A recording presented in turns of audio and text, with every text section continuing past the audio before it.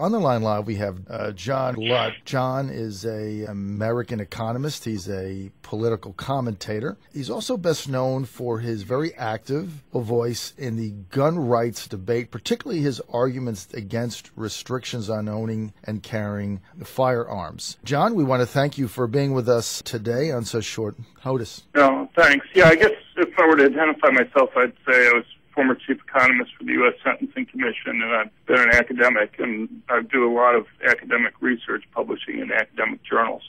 But anyway, I appreciate you having me on. John, now immediately after the horrific series of events with these 20 children massacred in this elementary school, 6 adults, teachers and administrators gunned down, all of them in just horrible style and cold blood, the Democrats on Sunday on the talk shows wasted no time in calling for more restrictions on firearms. Do you think they have a reasonable position in relation to what just happened? And we also had the shooting at the mall in Oregon the other day, and of course the theater in Colorado. I mean, this stuff goes on and on. Well, I think because of my research, I've talked to literally dozens of people who have been present at these types of attacks over time, and the feeling of utter helplessness and terror that people have in these types of attacks is just overwhelming. The question is, what can you do to try to stop that helplessness and that horror? And I think there's one factor that you see time after time in these multiple victim public shootings, and that is they keep occurring in places where guns are banned. At least since 1950, with only one exception, out of all these multiple victim public shootings in which more than 3 people have been killed, every one of them is taking place where guns are banned. And that's true not just in the United States, but that's true in Europe, where they have multiple victim public shooting rate that's similar to what we have here in the United States. John, why don't we go over those to be sure that we can bring your position to light for everyone. Let's go back over, say, 5 of them. We've had this shooting, of course, this Friday at the elementary school, where in a school handguns are banned, right? Right. I mean, we can go through a whole list.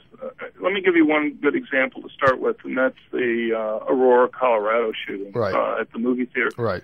There were 7 movie theaters within a 20-minute car ride of the killer's apartment. Only one of those was posted to ban concealed handguns. The killer didn't go to the movie theater that was closest to his home. He didn't go to the largest movie theater. The one that he decided to go to was the only one that was posted to ban permanent concealed handguns. And whether it was the mall last week in Portland, you have about a half dozen major malls that are enclosed there. I don't know whether all of them allowed it except for the one there, but at least several of the other ones were not posted. The one that he went to was the one movie theater that was posted. And I'm not movie theater, but mall that was posted banning concealed handguns. And you just find this time after time, whether it was the Sikh temple attack or the other attack that occurred in Wisconsin. You know, these areas that ban concealed handguns are very tiny areas. You know, if it was random, then 98% of these attacks or so would be taking place in areas that weren't banned. But instead, they essentially all take place in tiny areas within right-to-carry states, to the extent that they occur in right-to-carry states where it's banned. And in the other states, they also occur in places where guns are continually banned. What about Virginia Tech? Well, Virginia Tech was obviously a case where guns are banned. There's only a few places in the state of Virginia where you ban people being able to carry concealed handguns. You have places like courts, airports, and universities. And if you're a professor and you have a concealed handgun permit, you can take it literally any place in the state, just about. But if you accidentally carry it onto your university and you get caught, you're going to get fired. And if you get fired for a firearms-related violation, your academic career is over. You're not going to get a job at another university any place in the United States. You know, the notion that somehow that type of ban is going to protect people, I understand the motivation, but the problem is who's going to obey these laws? You know, the good law-abiding citizen obeys them, but the criminal doesn't. Rather than making places safe, you unintentionally make them safe for the criminal. And that's what you see just time after time here. Dr. Lott, your landmark book, More Guns, Less Crime, which I originally taught you about over a decade ago, you said that crime rates, violent crime rates specifically, go down when states pass the shall issue concealed carry laws. Well, let me just deal with the general notion of more guns, less crime. I think the easiest way to look at that is just to see what happens when we've had bans on guns. I mean, you look at places like D.C. and Chicago, Americans are familiar with the huge increases in violent crime rates that we've seen there. But it's not just here in the United States. It's worldwide. Every place that we have crime data for where there's been a gun ban, we've seen increases in murder rates. And there's a very simple reason for this, and that is when you pass a ban, the question you have to ask is who obeys these laws. It's basically the law-abiding good citizens, again, who turn in their guns, not the criminals. And to the extent that you disarm law-abiding citizens relative to criminals, you actually see increases in violent crime rather than drops.